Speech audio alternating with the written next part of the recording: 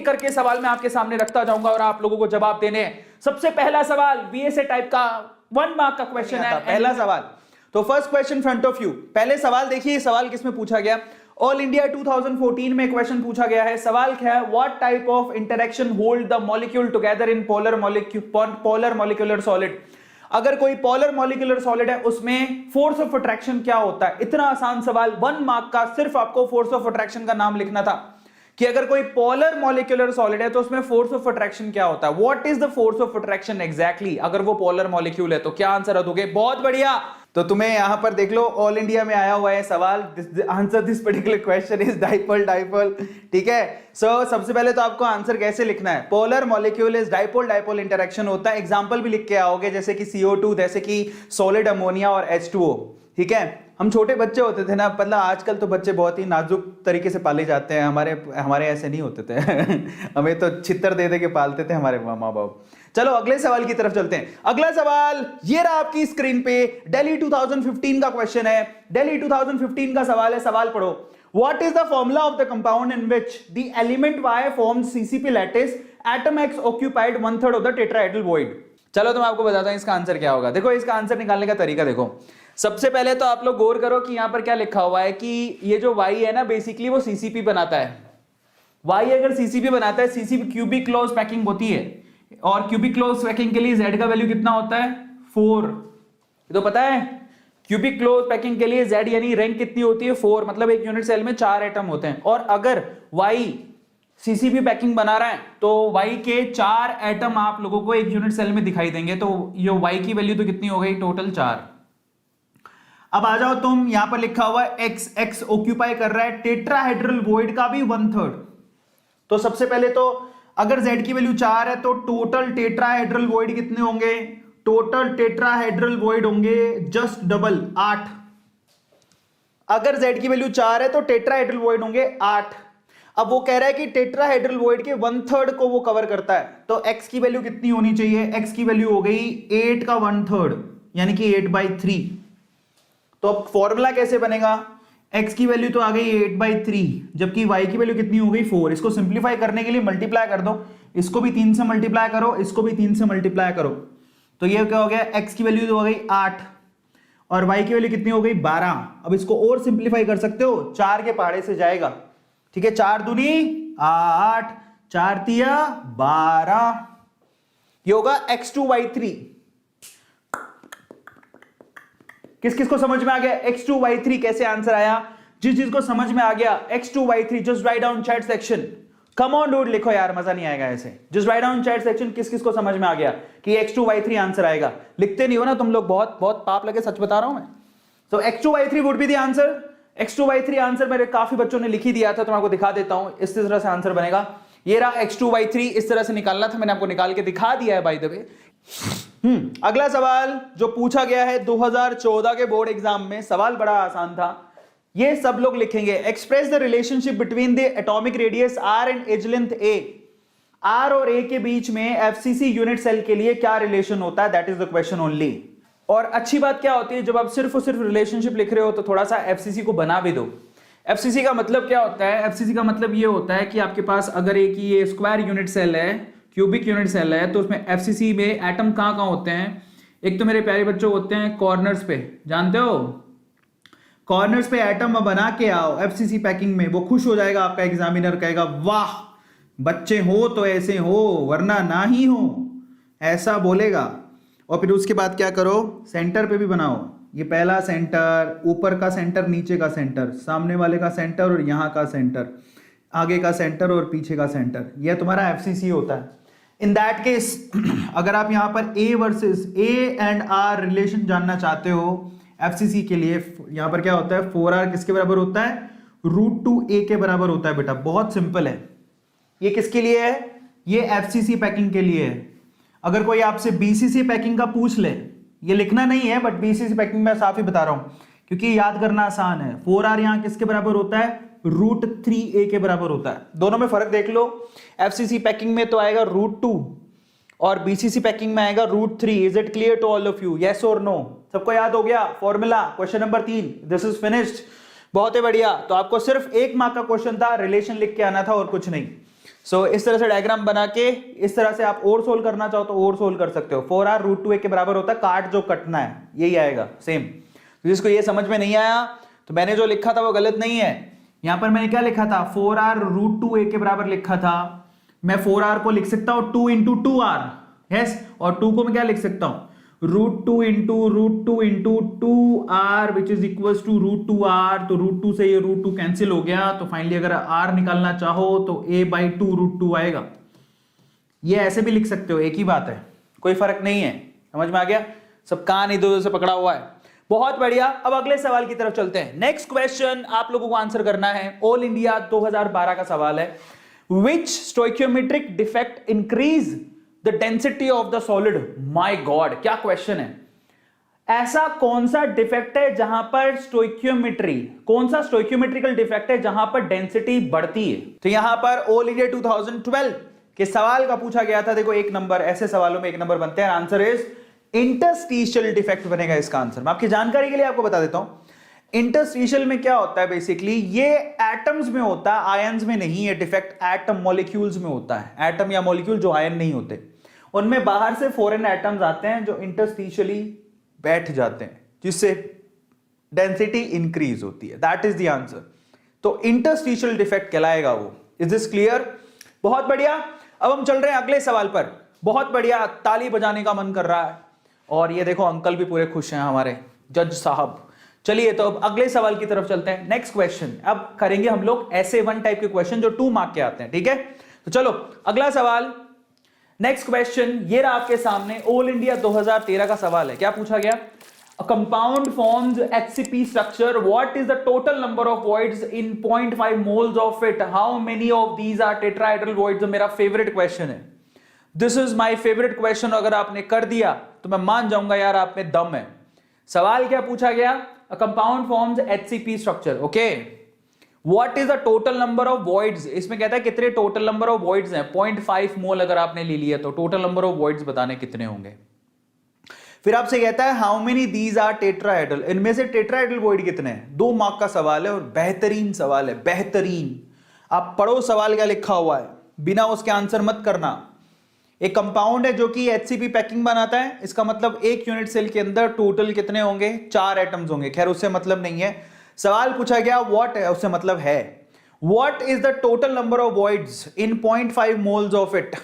अगर इसका आपने 0.5 मोल्स लिए, ठीक है, तो टोटल नंबर ऑफ वॉइड्स कितने होंगे, और उसमें से फिर टेट्राहेड्रल वॉइड कितने होंगे। बेहतरीन सवाल है, बेहतरीन सवाल।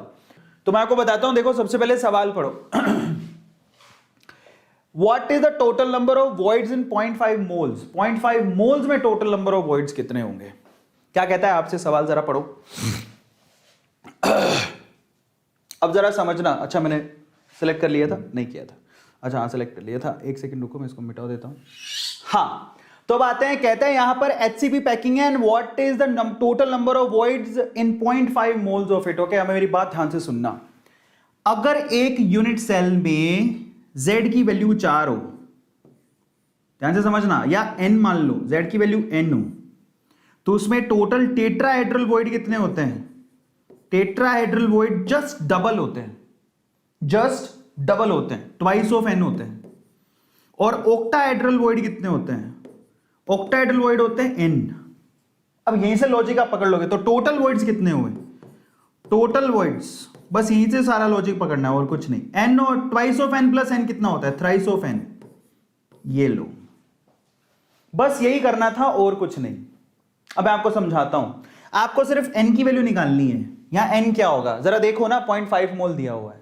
क्या मतलब है इसका? आपको पता है कि 1 मोल में नंबर ऑफ एटम कितने होते हैं? 6.023 इंटू 10⁻23, 22 भी लिख सकते हो। तो 0.5 मोल्स में कितने होंगे? 6/2। यस, आधा ही तो कर रहे हो। ये इतने आया सबको समझ में? यस और no? Can you please answer this question, yes और नो? आ गया सबको समझ में? 1 मोल में इतने आइटम होते तो आधे मोल में कितने होंगे? उसका आधा। तो तुम्हारे पास N का वैल्यू आ गया। N का वैल्यू कितना है? 3.023 को क्या 12 मान लो, 012 इंटू 10⁻23, ये N का वैल्यू है। 1 मोल में इतने आइटम होते हैं तो 0.5 मोल में इतने आइटम होंगे। सबको समझ में आ गया? और आप देखो टोटल जितने एटम हो उसके 3 गुना वॉइड निकलेंगे, टोटल वॉइड।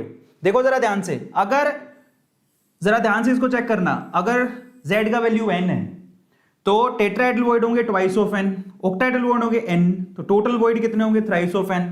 अब आपके पास ये देखो n की वैल्यू कितनी है, ये आपको समझ में आ गया, n की वैल्यू है 3 इंटू 10⁻23, इसको मात्र आपको 3 से मल्टीप्लाई करना है, 3 3 9, सो 9 इंटू 10⁻23, दैट्स इट, और कुछ नहीं है। टोटल वॉइड्स में टेट्राहेड्रल वॉइड कितने होंगे, टेट्राहेड्रल वॉइड उसको 2 से मल्टीप्लाई कर देना है, 6 इंटू 10⁻, तो आंसर कितना आएगा, सो टेट्राहेड्रल वॉइड होंगे 6 इंटू अप्रोक्सीमेटली लिख रहा हूं 10⁻23, और टोटल वॉइड्स कितने होंगे, that is 9 into 10⁻23, that's how you have to answer this question. तो आपको दिखा देता हूं, जिस जिसको समझ में आ गया, काफी बच्चों ने तो इसका आंसर निकाल ही दिया था, बट फिर भी मैं आपको दिखा देता हूं, जरा आप समझो। Number of atom in 0.5 moles of HCP, तो क्या करना है, एक मोल में होता है 6.023 इंटू 10⁻0.5 में कितने होंगे, निकाल लिया था हमने, सबको समझ में आ गया। अब आप देखो नंबर ऑफ ऑक्टाहेड्रल वॉइड, जितने नंबर ऑफ एटम होते हैं उतने ऑक्टाहेड्रल वॉइड होते हैं, जानते हो, तो आंसर आ गया ये। अब number of tetrahedral void just double होते हैं, 2 से मल्टीप्लाई करना था, तो टोटल इन दोनों को जोड़ना था, तो टोटल आ जाता, टेट्राहेड्रल वॉइड आपने निकाल ही लिया। बहुत बढ़िया, काफी बच्चों ने करेक्ट आंसर दिया, और 2 नंबर पक्के अगर आप ये करके आ गए तो है कुछ नहीं, बच्चों को डर लगता है बट है कुछ नहीं इसके अंदर। चलिए अब अगले सवाल की तरफ चलते हैं। दिल्ली 2010 का सवाल है, सवाल क्या पूछा गया, chromium metal crystallizes in a body centered lattice, okay, BCC, age length of the unit cell is 287 picometer। अब आपसे सवाल क्या पूछता है, calculate the atomic radii of chromium. इतना आसान सवाल, इतना आसान सवाल। तो अब इसका आंसर कैसे करोगे, मैं डायरेक्टली करके दिखा देता हूं। आपको क्या दिया हुआ जरा आप चेक करो, this is body centred. Body centred के लिए 4r किसके बराबर होता है, बताया था थोड़ी देर पहले, किसके बराबर होता है, √3a के बराबर होता है। अब आपको निकालना क्या है, एटॉमिक रेडियाई, तो r का वैल्यू निकालना है, कैसे निकालोगे, √3 इंटू a/4, यस, √3 इसकी वैल्यू रख देना, a की वैल्यू कितनी दे रखी है आपको, ये रही 287 पिकोमीटर में आप आंसर निकाल सकते हो, ठीक है। तो पिकोमीटर को एज इट इज रख दो, उसको 4 से डिवाइड कर दो, तो रेडियस आपकी 4 आपके किस में आ जाएगी, पिकोमीटर में आ जाएगी। Is this clear. दिल्ली 2010 का सवाल है, आगे कैलकुलेशन करनी थी और इसमें 2 मार्क आपके पक्के थे। किस किस को समझ में आ गया ये question, just write down chat section. किस किस को लगता है ये तो क्वेश्चन बेहद आसान था, कम ऑन डोट, सिर्फ फॉर्मूला बेस्ड क्वेश्चन था, जरा देख लो, फॉर्मूला बेस्ड क्वेश्चन था और कुछ नहीं। आर की वैल्यू इतनी आएगी पिकोमीटर में, ये रही आपके सामने, दैट्स इट। तो नेक्स्ट क्वेश्चन की तरफ चलते हैं। अगला सवाल, सवाल नंबर 7, ऑल इंडिया 2014 का सवाल है। क्या पूछा गया है, अरे सवाल तो मैंने दिखाया नहीं आपको। सवाल पूछा गया है, एलिमेंट विद डेंसिटी, डेंसिटी आपको दे रखी है 2.8 ग्राम पर centimetre cube, forms FCC unit cell, edge length दे रखी है आपको 4 into 10⁻⁻8 centimetre, calculate the molar mass of the element, Na की वैल्यू दे रखी है। सवाल को कैसे सोल्व करोगे, and that's very simple question as well. अब इसके लिए मैं बताऊं, सच बता रहा हूं, ले दे के बाद सिंपल है कि आपको डेंसिटी का फॉर्मूला पता होना चाहिए। अगर आपको डेंसिटी का फॉर्मूला नहीं पता है तो आप आंसर नहीं कर पाओगे।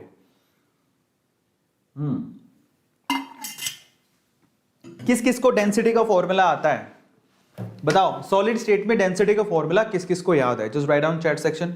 मेरे से जो, हाँ, मनन खान, महम खान ने तो लिख ही दिया है। किस किस को आता है डेंसिटी का formula, just write down chat section. बताऊं कैसे याद करना है, ये वाला, जन्म जन्म जन्म साथ चलना यूं ही, कसम तुझे कसम आके मिलना यूं ही, एक जान है तुम ही, 2 बदन एक, गाना नहीं आता मेरे को, तेरी होके हमेशा ही रहना, कभी ना कहना अलविदा। जरा देखो, एक बात बताऊं मैं तुम, देखो इसका आंसर कैसे निकालना है। तो there is a song called Janam Janam Janam and that is very famous song, रंग दे तू मोहे गेरुआ, सुना है तुम लोगों ने। तो मैं उससे आपको डेंसिटी का फॉर्मूला याद करता हूं, जनम जनम जनम जनम जनम जनम, कितनी बार गाए तुम जनम जनम जनम, 3 बार। तो एक ही, और किसने गाया था, अरिजीत सिंह ने। तुम्हें फॉर्मूला कौन बताता है, A², तो अरिजीत सिंह ने गाया है, A² फॉर्मूला बता रहा है, तो अरिजीत सिंह का A और मेरा A², A³ हो गया। क्या बात है, मतलब गजब तरीका है। अब यहां से क्या करना है आपको, जरा देखो, आपको निकालना है calculate the molar mass. Molar mass calculate करना है, मोलर मास निकाल लो। तो आपको डेंसिटी से एवोगैड्रो नंबर को मल्टीप्लाई करना है, ए क्यूब को मल्टीप्लाई करना है और जेड से डिवाइड करना है, दैट्स इट, और कुछ नहीं है। बस आप इतना ट्राई करो कि सारी जो यूनिट है ना, जैसे कि डेंसिटी की यूनिट अगर आप सेंटीमीटर में लिया हुआ है, सेंटीमीटर क्यूब, तो ये ए की वैल्यू भी सेंटीमीटर में होनी चाहिए, जो कि है। तो एम की वैल्यू कैसे निकालोगे? सबसे पहले तो रो की वैल्यू कितनी दे रखी है, ये रहा 2.8, सबको एज इट इज लिखो, देखो 2.8 साथ में लिखो gram centimetre cube inverse, sorry -3 लिख दिया, यूनिट के साथ लिखोगे तो अच्छा रहेगा। और इनटू Na का वैल्यू क्या है आपके पास, ये रहा 6.022 इंटू 10⁻23 मोल इनवर्स, लिखो यूनिट के साथ लिखो तो ज्यादा अच्छा रहेगा। फिर आप ए क्यूब की वैल्यू लिखो, देखो वो रही, वो कितनी है, देखो यहां पर लिखता हूं, तो लिखा 4 इंटू 10⁻⁸, देखो ये सेंटीमीटर है तो इसका तो पहले आपको क्यूब लिखना है, फिर सेंटीमीटर का भी तुमने क्या किया, क्यूब, क्योंकि उसकी क्यूब करी है तो ये तो सेंटीमीटर है, क्योंकि ए की क्यूब है ना तो उसकी यूनिट की भी क्यूब हो जाएगी, लिख दिया। नीचे जेड का वैल्यू क्या है, ये एफसीसी पैकिंग है तो जेड की वैल्यू कितनी होती है, 4, तो इसको 4 से डिवाइड करना है। अब आप मेरी बात ध्यान से सुनो, यहां पर आप खुद ही देखो कि टोटल यूनिट लास्ट में कितनी निकल के आ रही है, ये सेंटीमीटर माइनस का 3 और सेंटीमीटर 3 कट गया आपस में, अब यूनिट क्या निकल के आ रही है, जरा देखो, ये रहा ग्राम और ये क्या है, पर मोल, तो एम की वैल्यू ग्राम पर मोल में आ रही है, समझ में आ गया। सो एम की वैल्यू आपको यूनिट भी दे रही है, दैट इज ग्राम पर मोल, इसका मतलब आप सही से कैलकुलेट कर रहे हो। Is it clear? और फिर आपको क्या करना है, ये 2.8 ये नंबर आपसे मल्टीप्लाई करने हैं, खत्म कहानी। So this is how to you have to solve it. Is this clear? किस किस ने यहां पर पूरे के पूरे 2 मार्क बनाए, just write down chat section, किस किस ने यहां पर पूरे के पूरे 2 मार्क बनाए, वो खुश हो जाएगा, एकदम खुश होने का, यह सबको समझ में आ गया। This is how you have to solve. यहां पर 2 चीजें हैं, एक तो आपको फॉर्मूला पता होना चाहिए, जन्म जन्म जन्म, दूसरा आप ट्राई करो कि इसके अंदर जो डेंसिटी है वो भी सेंटीमीटर में गिवन हो और यूनिट उसकी, और ए की यूनिट भी सेंटीमीटर में गिवन हो, तब जाके काम आपका आसानी से बन जाएगा, डेटा रखना और कुछ नहीं, नहीं है तो उसको कन्वर्ट कर लो। समझ में आ गया? बस इतना ध्यान रखोगे काम हो जाएगा। चलिए तो फाइनली आपको मैं आंसर दिखा देता हूं, बहुत ही बढ़िया, and this is the answer. आपको गिवन क्या है, ये देखो, ये आपका डेटा गिवन था, आपसे सिर्फ एम की वैल्यू पूछी थी और आपको सिर्फ एम की वैल्यू ही निकालनी थी, एम का ये फॉर्मूला है, आपको बता दिया कैसे निकालना है, उसके बाद ये वैल्यू रखी है एंड फाइनली आंसर आपके सामने है, दैट इज 26.98 ग्राम पर मोल। और इन्हें भी यूनिट रखी है, देखो यूनिट रखने से क्या होगा, आपको असली यूनिट आ जाएगी जो आपको लिखनी है, आंसर के बाद आपको यूनिट भी लिखनी पड़ेगी, ऐसे तो काम नहीं बनेगा। चलिए अब चलते हैं हम लोग अगले सवाल की तरफ। अब 3 सवाल 3-3 मार्क के आएंगे, ध्यान से इसको पढ़िएगा। अगला सवाल ये रहा, आपकी स्क्रीन पे तैयार हो गया 3 मार्क के क्वेश्चंस के लिए। अब देखते हैं हम लोग 3 मार्क के क्वेश्चंस कैसे आते हैं। ये देखिए 2011 में सवाल पूछा, 3 मार्क का क्वेश्चन था, ठीक है, 3 मार्क का क्वेश्चन था, 2011 का सवाल था। क्या पूछा गया, aluminium crystallises in cubic close packing, CCP packing, radius दे रखी है आपको 125 picometre. What is the length of the side of the unit cell, length कितनी होगी, how many unit cells are present in 1 centimetre cube. Second question जो है ना वो काफी अच्छा है, पहला सवाल तो आसान है, ठीक है, तो second question is really good, क्योंकि बट सेकंड क्वेश्चन का आंसर आपको फर्स्ट क्वेश्चन से मिलेगा। पहले तो आपसे पूछा यूनिट सेल का एज लेंथ कितना है, समझ में आया, उसी से आपको सेकंड क्वेश्चन का आंसर मिलेगा। बहुत बढ़िया सवाल है, मैं आपको बताता हूं कैसे करना है, तो जरा ध्यान से इसको समझना, कैसे आंसर आपको निकालना है।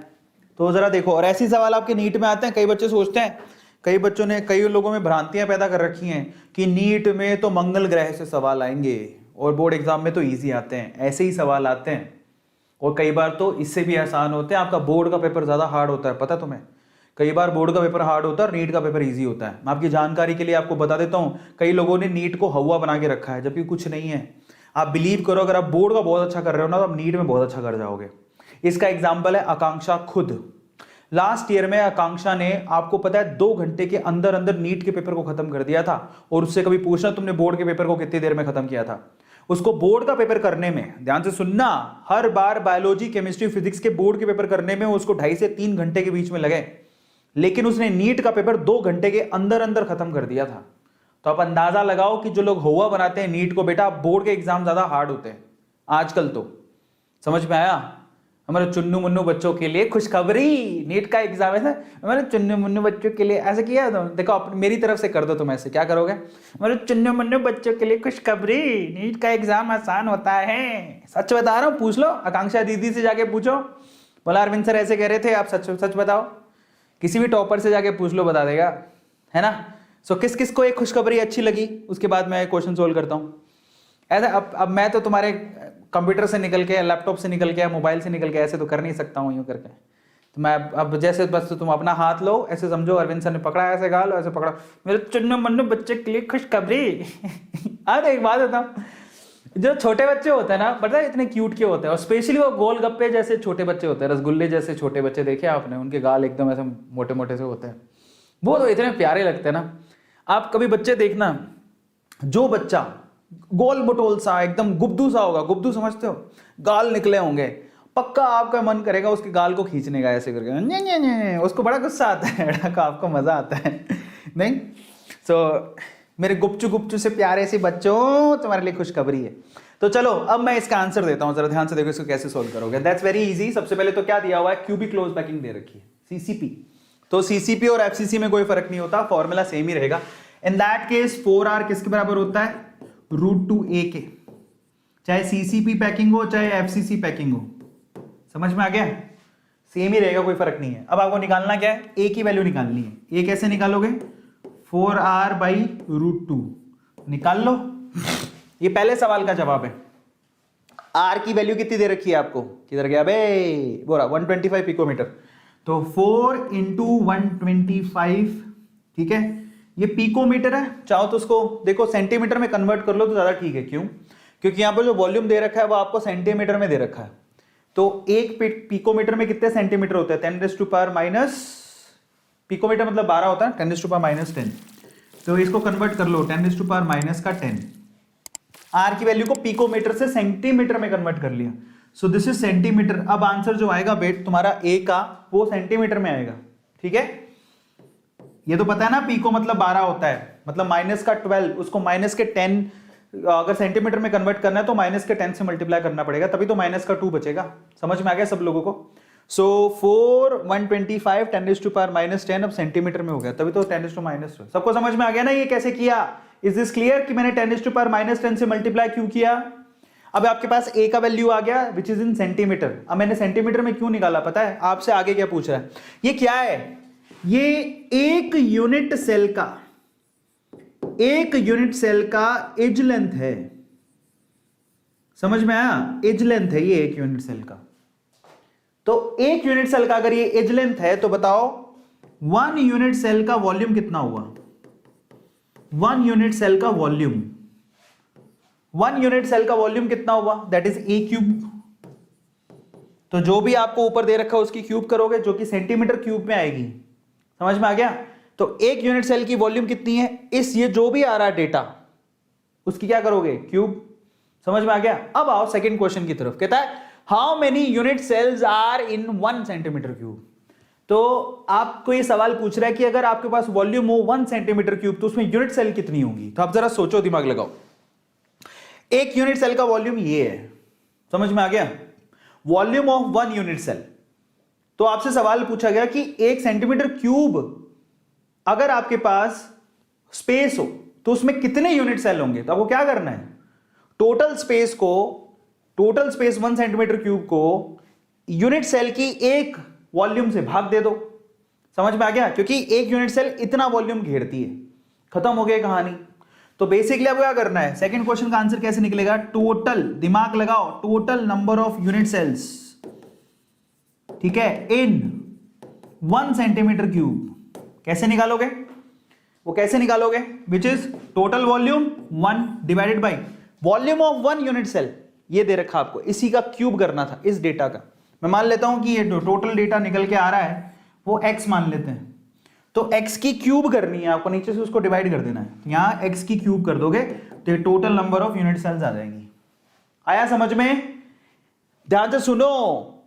एक यूनिट सेल का इतना वॉल्यूम है, आपसे पूछा कि आप बताओ कि अगर एक यूनिट सेल इतना वॉल्यूम घेरती है तो 1 सेंटीमीटर क्यूब में कितने यूनिट सेल्स होंगे, यही सवाल पूछा आपसे, ठीक है। तो अब आपको रियल एक्चुअल आंसर की तरफ लेके चलता हूं।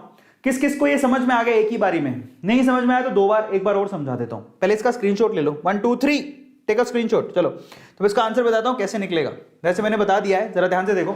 सबसे पहले तो सीसीपी हो चाहे एचसीपी पैकिंग हो, दोनों के लिए फॉर्मूला सेम ही रहेगा, and that is A equals to 2√2R। मतलब ये वही फॉर्मूला है, उसने बस कान अलग से पकड़े। 354 पिकोमीटर आएगा, पर ये पिकोमीटर है और इसको सेंटीमीटर में कन्वर्ट करना है पहले आपको। तो देखो यहां पर 354 पिकोमीटर को कन्वर्ट कर लिया, ये आपके पास 354 पिकोमीटर को सेंटीमीटर में कन्वर्ट किया। 10⁻⁻8 क्यों लिखा? क्योंकि यहां पर डेसिमल ले लिया उसने। आप इसको यूं भी लिख सकते थे, घबराओ मत, आप इसको यूं भी लिख सकते थे 354 इंटू 10⁻10 सेंटीमीटर। कोई प्रॉब्लम नहीं है, नो प्रॉब्लम। समझ में आ गया? यही मैंने किया था। इसने क्या किया? 354 नहीं लिखा है, 3.54 लिखा हुआ है, गौर से देखो। समझ में आ गया? तो दोनों में फर्क है जो इसने सोल्व किया है। जो अपन नहीं किया वो भी सही है, गलत नहीं है। तो आप ये कर लोगे 354 इंटू 10⁻10 सेंटीमीटर क्यूब। अब आगे देखो, इसी की ये आपकी ए की वैल्यू है, ए की क्यूब करो। क्यों किया? क्योंकि आप यूनिट सेल का वॉल्यूम निकालना चाहते हो कि एक यूनिट सेल का वॉल्यूम कितना है, तो उसकी क्यूब करोगे। तो इसने आपने इस डेटा का क्यूब किया तो ये आ गया। अब आप देखो, अगर आपको total number of unit cell निकालनी है तो क्या करोगे? टोटल वॉल्यूम कितना दिया हुआ है उसमें यूनिट सेल के वॉल्यूम से डिवाइड कर दो। एक यूनिट सेल का वॉल्यूम कितना है, आपको टोटल नंबर ऑफ यूनिट मिल जाएंगी। तो ओवरऑल आंसर देखो, आपको दिया हुआ था 1 सेंटीमीटर क्यूब, दिखाई दे रहा है? पीछे चलना पड़ेगा, कहां गया मेरा रिमोट? सो अब ध्यान से इसको देखना भैया, बहुत इंपॉर्टेंट है। देखो इतना दिया हुआ था और ये किसका वॉल्यूम है? ये है आपका यूनिट सेल का वॉल्यूम। डिवाइड कर दो, यही हमने किया था x क्यूब से, याद है? तो ये आंसर आएगा आपका। This is how you have to solve it. और जो बच्चे ईमानदार हैं, जिनको थोड़ी बहुत मैथ अच्छे से आती है, they can solve this very easily. पर बहुत अच्छा सवाल था and this is my favourite question. अब हम चलते हैं अगले सवाल की तरफ। क्वेश्चन नंबर 9 दिल्ली 2016 का सवाल है। क्या पूछा गया जरा आप देखो, दिल्ली 2016 का क्वेश्चन है। क्वेश्चन 3 मार्क का है। पूछता है an element crystallises in BCC lattice, edge length दे रखी है 800 picometre, density of the cell is 7.5 gram पर centimetre cube, how many atoms are present in 300 grams of element. ये सवाल पूछा गया आपसे, समझ में आया? तो मैं आपको समझाता हूं डिटेल में। An element crystallise in BCC, BCC का मतलब क्या हो गया जरा बताओ मुझे, कैसे सोल्व करोगे? आपको यहां पर क्या दे रखा है जरा देखो, आप सारे डेटा को ध्यान से लिख लोगे तो वैसे आपको पता लग जाएगा। बीसीसी दे रखा है तो आपको बताओ z की वैल्यू कितनी होगी? 2। पहली चीज तो ये। फिर आपको क्या देखा है? एज लेंथ दे रखी है a पिकोमीटर के अंदर, कितनी है? 500 पिकोमीटर। उसको बदल लो, 500 टू 10⁻10 सेंटीमीटर में ले लो उसको, बेटर ये है। डेंसिटी, क्योंकि ये भी डेंसिटी आपको सेंटीमीटर में दे रखी है, डेंसिटी की वैल्यू कितनी दे रखी है? 7.5 ग्राम पर सेंटीमीटर क्यूब। ठीक है। पूछता है how many atoms are present 300 grams of the element. सबसे पहले तो आप 300 ग्राम को तो भूल जाओ। सवाल ये है कि जब आपको डेटा दे रखा है तो सबसे पहले आप क्या करोगे, यहां पर m की वैल्यू निकालोगे। समझ में आया? आपको a दे रखा है, डेंसिटी दे रखी है, z दे रखा है, तो आपसे m ही तो पूछा है, मोलर मास ही तो पूछ रहा है वो। और अगर आपने मोलर मास निकाल लिया तो आप नंबर ऑफ एटम निकाल लोगे। कैसे पता? आपको याद है मोल्स कैसे निकालते हैं? मोल्स कैसे निकालते हैं बताओ मुझे, मोल्स कैसे निकाले, नंबर ऑफ एटम कैसे निकाले जाते हैं? पढ़े हो के? आपने मोल कॉन्सेप्ट में पढ़ा होगा, given mass by molar mass, है ना? फॉर्मूले पढ़े हो नंबर ऑफ मोल्स का? क्या क्या पढ़े हो? Given mass by molar mass, number of atom divide by Avogadro's number, पढ़े हो ना तुम लोग? तो अब आपको देखो यहां पर ये दोनों बराबर होते हैं। आपको W की वैल्यू पता है, ये रही 300 ग्राम्स, मोलर मास तुम यहां से निकाल ही रहे हो। अब आपको N की वैल्यू निकालनी है, Na की वैल्यू तुम्हें आती है, ये फॉर्मूला यूज करके आप निकाल लोगे। अब सवाल है कि M कैसे निकलेगा, तो उसके लिए डेंसिटी का फॉर्मूला होता है, क्या होता है? जन्म जन्म जन्म साथ चलना यूं ही। इससे आप M का वैल्यू निकाल लो। तो M का वैल्यू कैसे निकलेगा? Density into Avogadro's number into A cube divided by Z। सारी वैल्यूज तो हैं तुम्हारे पास। डेंसिटी की वैल्यू ये रही, Na की वैल्यू तुम्हें पता ही है, कांस्टेंट है। ए क्यूब की वैल्यू ये रही, ए की क्यूब करनी है। Z की वैल्यू तुम्हारे पास 2 है। ऐसे करके M की वैल्यू निकाल लोगे। जब M निकल जाएगा तो W की वैल्यू कितनी रखी है? 300 ग्राम्स डिवाइड बाई M की वैल्यू तुम यहां से निकालोगे ग्राम पर मोल, जो भी निकलेगी यहां से वो रखोगे वहां पर।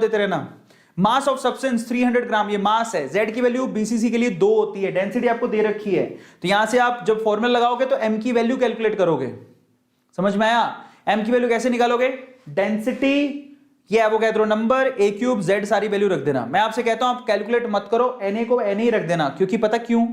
क्योंकि आगे जाके जब आप नंबर ऑफ मॉलिक्यूल्स या एटम्स निकालोगे वहां पर भी Na से Na कैंसिल हो जाएगा। Better not to put the value and not to calculate it. मैं आपकी जगह होता तो मैं Na की वैल्यू रख के कैलकुलेशन नहीं करता, मैं Na को Na ही रखता, क्योंकि आगे जाके Na कट जाएगा। आया समझ में? फाइनली M की वैल्यू निकल गई। अब आप क्या करोगे? उसके बाद कुछ नहीं है। जब आपके पास M की वैल्यू निकल चुकी है, नंबर ऑफ एटम कैसे निकालोगे? Avogadro's number given mass divide by M। ये आंसर इस तरह से निकलना था। ये कहां से आया पता है? ये फॉर्मूला अभी निकाला था तुम लोगों। कौन सा? आप लोग याद करो, नंबर ऑफ मोल कैसे निकालते थे? That is given mass by molar mass, या फिर कैसे निकालते थे? Number of atom divide by Avogadro's number. तो तुम्हें n की वैल्यू ही निकालनी है, तो given mass into Avogadro number, ठीक है, और डिवाइड बाय मोलर मास। तो अब आप देखो, ये आपको एवोगैड्रो नंबर दे रखा है, Na की वैल्यू, ये मास दे रखा है और ये मोलर मास दे रखा है। वही सेम फॉर्मूला है और यहां से नंबर ऑफ एटम निकल रहे हैं, वो इतना है। ये वही फॉर्मूला है जो कि आप 11th स्टैंडर्ड में पहली क्लास में पढ़ते हो। Is this clear? सबको समझ में आ गया? दिल्ली 2018 का आखिरी सवाल है। क्या पूछा गया है? पॉइंट इफेक्ट क्या होता है और उसको डिस्क्राइब करो। पॉइंट इफेक्ट का मतलब क्या होता है? जब कोई एटम अपनी जगह से खिसक जाता है तो उसे डिफेक्ट कहते हैं, और एटम के खिसकने को पॉइंट इफेक्ट कहते हैं। पॉइंट इफेक्ट कितने तरह के होते हैं? पॉइंट इफेक्ट 4 तरह के होते हैं। कौन कौन से? ये देखो, जब पॉइंट इफेक्ट का मतलब are irregularity and deviation from the ideal arrangement, that is called point effect. और ये 4 तरह के होते हैं, vacancy, interstitial, Frenkel and Schottky. अब इनके एग्जांपल आप लोगों को देके आने हैं, ठीक है। स्पेशली जो 2 शुरू के होते हैं वो एटम्स के अंदर होते हैं, ये आयंस के अंदर होते हैं, जानते हो? यस, तो यही लिख के आना है आपको। आखिरी सवाल तो बेहद आसान था। फ्रैंकल डिफेक्ट में क्या होता है? कोई इंटरस्टिशियली अपनी जगह छोड़ के शिफ्ट हो जाता है, that is called Frenkel defect.